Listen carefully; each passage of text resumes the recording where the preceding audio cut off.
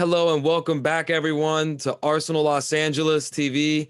We are doing another interview, post-match interview. This time it's going to be with a Manchester United fan. That's right, the opposition are here. We're not going to be too harsh on the guy, but this is going to be Noah, good friend of mine, and we're going to invite him to the channel. Hope you guys enjoy. Please remember to like, share, and subscribe, and just as well, comments if you like it. If you don't like it, please, we want to be involved. And thank you very much for watching. And All right. Money in the house. Welcome, everybody. Welcome, everybody. This is Arsenal Los Angeles TV on YouTube.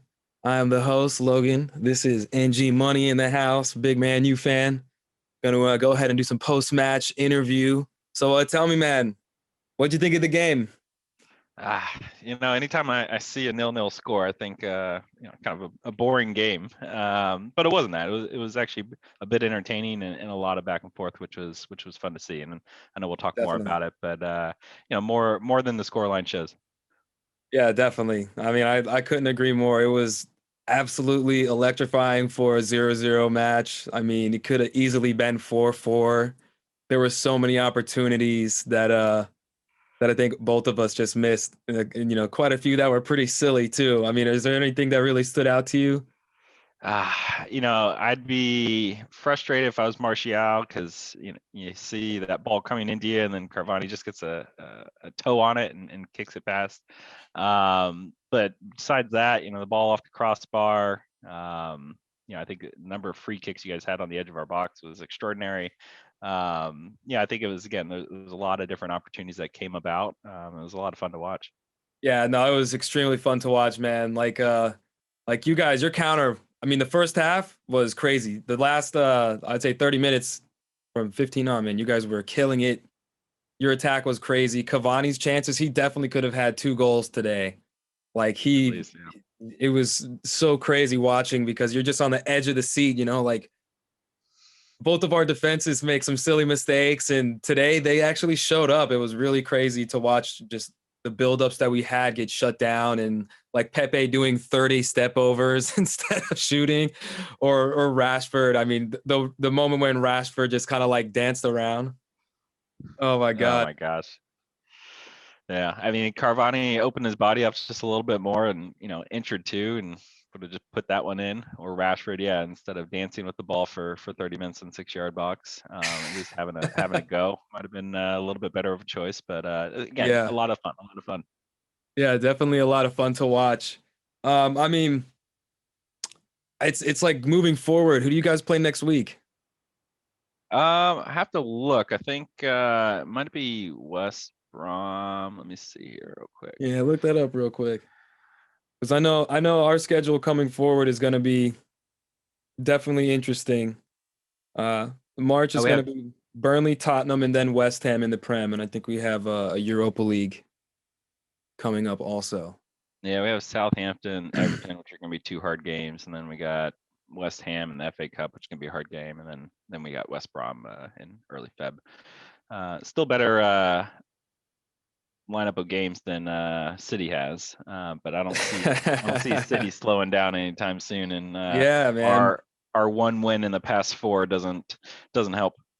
So they won today, right? They won today, so that puts them at 40. Do they have 44 after today, or is it 47? Yeah, they're at 44 with a game in hand. 44 with the game in hand, and then you guys are at 41 points. We're still in 8th, holding on. Still trying to move up the table. Definitely a positive to not lose at home. Still glad to get the 1 on you this year, so we're happy about that. Yeah, I'm not happy about that. At least I guess we keep our away record going with 18 games in a row with no loss, which that's impressive. Impressive. Last time I think we did that was the 98-99 season, where we went on and had an extraordinary, I think that was the treble year. So okay, I don't think that's going to happen this year, but at least it's cool to see. Yeah, for sure. I mean, I don't think our hopes of getting into a title or title contenders is really going to happen. That's definitely out of question. I think every Arsenal fan can agree. And I think if there are Arsenal fans that believe that, good for you. I think that's good to have that hope. But I think you guys definitely have a chance to take the title this year. I would like to definitely not have City or Leicester because, I mean, why not? To see you win it, just because you're my buddy, definitely I'll be happy for you. But everyone else, man, I'm just waiting for Arsenal to grow. Look, man, we're getting better. This was a good game. This was exciting, back and forth. At home we've been losing to teams too. Like I think we lost to Burnley this year. I don't know some of the other games that we've lost at home, but very questionable. So to play against your attack and how strong your defense was today was crazy. I think the referee was kind of like he was fair. The ref was fair. Mike Oliver was fair. There's some questionable yellow cards. I mean, but nothing too crazy today. So good for Mike Oliver. Happy about that. Glad that Bruno didn't catch that free kick. Like Bruno knock us at both, man. Like off the post and just right over. Like, oh my God. I know. I think that's interesting because if David Luiz hadn't put his head on it, that was going in, and if the crossbar was, Seriously. per Jose Mourinho was 2 inches higher, that would be going in too. So It's like yeah, we canceled each other out today, right? Like I feel like everything that happened, we had like a polar opposite to just completely even things out. No, I Like think right? so. I think that second half, the first half, like I think Man United eased in and controlled most of the first half, Yeah, for especially towards sure. the back of it. But that second half was every 5 minutes the change of direction and pressure. Yeah, it was cool to see Crazy. and watch Yeah. that. Do you think the outcome would have been any different with? I know you had kind of two of your main players with Saka as well as Aubameyang out. Like, do you think it'd been any different with those two in there? I mean, yeah, I'd love to think that for sure. Definitely. Especially with Saka. Saka's been such a great talent. I think having him on the field would have been a handful, especially on the left hand side. Um, but I mean, no one even knows what's going on. I don't think there's any news about what's going on with Saka. So we hope you're well, man. Aubameyang, we know he's kind of going through some struggles with moms, and so I mean, I would be doing the same thing. So I can't blame them. I Yeah. hope all's well and just they can get back when they're ready and hopefully really help push us towards moving to a Europa League spot. And our dream, bro, I think we can reach four. If we can reach the top four, woo, man. I mean, that'd be the best worst season ever. I can't I can't be mad about that. But Yeah. Yeah, I think for us, like top four would be good. I don't see us as title contenders this year. There's no way. But I mean, the league, teams it's like been a crazy Liverpool and season. City have dropped so many points. Like Yeah. we're You never know. You never know. Look at um us. We were 15th, like literally 3 weeks ago. We were looking at relegation, and to be where we are now just seems like a dream. So, I mean, it's been a rough yeah, start.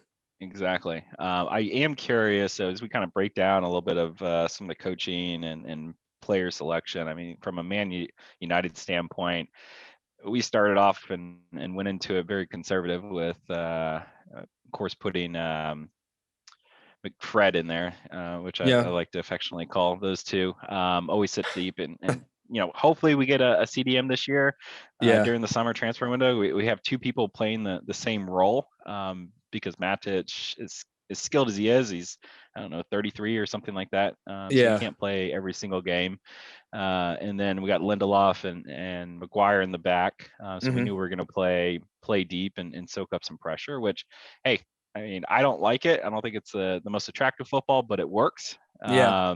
So I'm not sure what happened to McTominay. I don't know if he ate some spicy chili before the game or what, but it looks like his stomach was hurting and he went right Yeah. down the tunnel and I think right to the bathroom. I don't know. Two. So so it was good to see Martial come on and Pogba get back into position. I hate when he plays Pogba on the wing. He's not a winger. He needs to play in the center and Yeah, control the game from a deep perspective. for sure. So it's good to see that. But again, I don't know what Van der Beek has to do to get on. You My got God, tummy I know thunders over what's there going on, from man. McTominay. He still can't get on. So yeah, I'd love to see him play in the middle with Fred and Pogba. But I was just gonna ask you that. I was like, are there players that you wish that you would have seen play today or gotten time today that you didn't? Because I know certainly same with me, or like players that you thought really didn't play well in position. It might have been taken off at an earlier time, you know? yeah, so it's interesting with Rashford. He's had just a poor string of games right now, but and we've seen this against Wolves is he can have a horrible game, but in 30 seconds he wins you the game. Yeah, He has that much skill, but he's his capable. his decision making is just absolutely horrible lately. Like that his last touch today, if he would have just crossed that, squared it to Martial, probably would have had a goal. But instead, he Hmm. takes a shot and puts it in the side netting. And so, Hmm. I think it's one of those things where I get it from a coaching standpoint. It's probably really hard to take him off because he can win you the game, but he's just been so poor. And Yeah. he's got all the skill. He just makes really bad decisions on the field. So I mean, I think he should have probably been subbed earlier for Greenwood, but Greenwood's been inconsistent as well this season. It's a kind of a black and white contrast from last season. But Van der Beek, yeah, I think every United fan wants to see what Van der Beek can do. He's only Hmm. had maybe a full match worth of time, Yeah, if it's not that. enough time. It's not enough time. So I've heard like, hey, he was only going to play 40 or 50% of games when he signed, but he would have to start playing a lot of games in order Yeah, to even reach that. yeah. It's like, how are you going to overload it? Because it doesn't even Uh, seem like he's going to get the chance. You see him warm up, and it's like, what's the point? yeah, You so that part I don't understand. I just don't think he rates him. I think know? we probably wanted somebody else, and he was just a good buy, which he was. Yeah, So I think for it'll be sure. interesting. I would like to see him and Pogba in the middle for our midfield with Bruno in front. Maybe play diamond if it works with the system, Yeah, and then that's the problem though, is we need a good CDM. Like Fred can sometimes do the job, but his decision making is poor. Matic is fantastic, but he can't play every single game. He's just too old and too slow. yeah, McTominay, again, poor decision making. He can't pass that long ball and poor at tackling. So it's just finding somebody. So if we could come up with a signing this summer, Declan Rice, let's pay the $80 million to get him in. I'd be all about that. there's so I many don't to see that choose from. happening. There's so many to choose from. I Um, mean, Grealish, there's so many links between Grealish and you and Declan Rice and just a bunch of those others. James Madison too. There's links all over the place, but who knows what's real? But yeah, yeah, I mean, if Pogba I hear it. leaves, we might. I hope we get Grealish if Pogba leaves, but again, that's going to be expensive signing, and the way Yeah, we've been spending money, I don't see it. it's crazy, man. I hear it. And dude, for players for us too, like I definitely think that it was a surprise to see Willian get a chance to play and to be put on a half for Martinelli. Who knows? They're resting him. What kind of injuries he's pulling up? Just want him to be back to last year's potential, man. Last year he was like, other than Saka, he was the most exciting player to watch, I think, in the Premier League, like for Arsenal. And just some of the things that he was able to accomplish was amazing. So love to get him back. You see, I mean, William played good though. I can't really complain. There was a lot of times like he gave the ball away, but he put a lot of really good balls in. The one to Pepe that could have easily been a goal. A lot of the chances that he created were from fouls won against you guys in your defensive third, where he's winning free kicks, which was great. We had a couple great chances because of that, but also like, man, we still allow there's like still a confusion for who's gonna like be the strong midfield player for Arsenal. Partey was very questionable for me today. His decision making for passing, making like just positional play as well, where he was, and he made some good decisions, but just overall, it was amazing to see how long they let him play. I was gonna really expect to see Odegaard in the 70th minute. You know, we needed some creativity. Smith Rowe was being very creative in the midfield. He was tired, so I see why they took him off. But I would have liked to seen that switch maybe happen at the 70th minute, give him a little more time to warm up to the game and make some chances. Because those free kicks in the 70th minute where David Luiz took it and I forget who the other one was, but those easily could have been him. He's got such a Yeah. great talent for that. So similar, we look forward to seeing more of him and just in general, more good play. Hopefully we continue the good play. Um, yeah, man. Bruno, I keep going back, man. That there's so many things, man. Your midfield is so good. I'm glad that we didn't choke because defensively, that's just been like a big hassle for us. Trying to go over some notes and Yeah, see if there was anything else. Go ahead.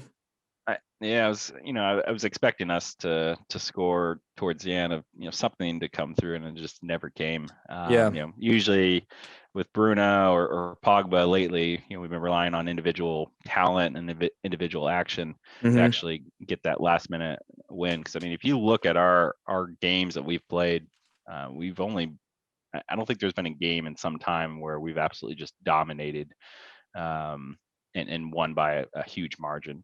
As I look back at our games, every single game we've won by one, except for Everton and one of the cup games. And that was back in December. Yeah, Um, close game, a and lot of then of close course Leeds, games. yeah. So Leeds United was like the last time we actually like smashed the team when we won 6-2. But since then, it's either been 2-1, 1-0 with a late goal, or us usually conceding the first goal and then coming back. So it's been stressful, and I think that's Stressful. what I was waiting for with Man United, and us being at the top of the table is fantastic. But it's not like we're dominating games, or we're just squeaking by. So the hat Yeah. had to drop eventually, and so that's what I'm worried about. Is, are we going to go on a run of games where we're going to drop a bunch of points, and we'll be back, fighting for fourth. Yeah, I mean that's happened. That's happened a few times the last years for you guys, and you've definitely dug in the end, and really fought for that Champions League spot, which is, I mean, it's really sad to say that we're fighting for those positions rather than what we used to be fighting for, which is the Premier League title every single season, you know. But it's a growth. It's definitely a time of growth for us. But I think it's coming up. We're definitely getting to a point where I feel that both of our clubs are clicking again, and we're making right moves to have the right staff around the coaches, and putting the trust in the coaches is such a big thing, man. Like, look what just happened with Frank Lampard. Yeah. Chelsea is like the most cutthroat business when it comes to managers, and I can't say that there was a moment in time when our form was so bad. I was like, man, Arteta, what are you doing? You're making just the craziest mistakes, man. You seem like you don't know what you're overwhelmed. There were definitely times I was thinking, man, maybe we should look for someone else, but I'm glad that they stuck with the coach and have faith in him, because it takes time, you know. And look Yeah, I what's think. possible. You guys are like a year or two ahead of us with Ole, right? Like Yeah. Ole So had like a year more, so it's the potential. The potential is we can all be fighting for that in the years to come. yeah. So Ole Gunnar Solskjaer came in. It's a little over 2 years. Yeah, is when he came in. So it was that December timeframe, and I think you have to give them two summer windows, Mhm.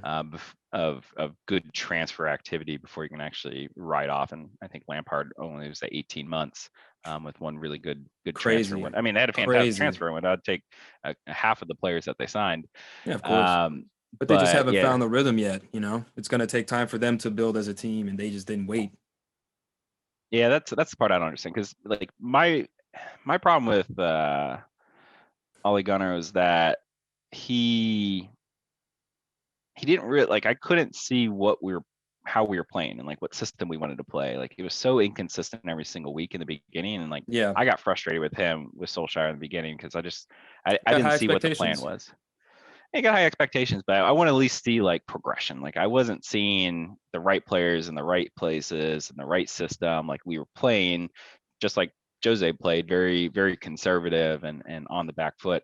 No And doubt. so I think his last interview is like, hey, we want to play on the front foot. So I think it's just he doesn't have the players. We don't have a fast center back. We got Bailly, who didn't play today, but usually if he's in, that means that we're going to play on the front foot and we're going to do high pressure. But Yeah.